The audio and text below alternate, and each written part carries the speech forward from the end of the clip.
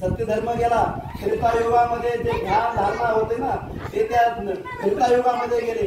द्वापार युगामध्ये पूजा अर्चा व्हायची ना, पूजा अर्चा व्हायची ती द्वापार युगामध्ये निघून गेली.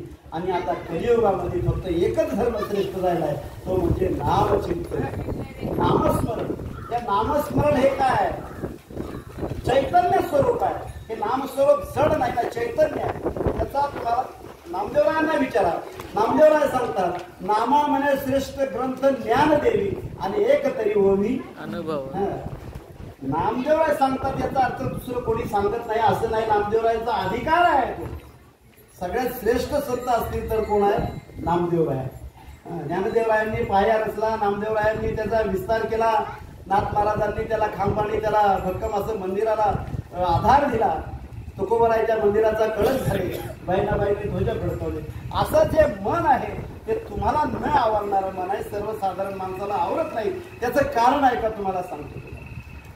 का आपल्याला मनुष्य भगवान परमात्म्याचं दर्शन का होत नाही, का देव आपल्याला भेटत नाही? त्याचं कारण आहे का?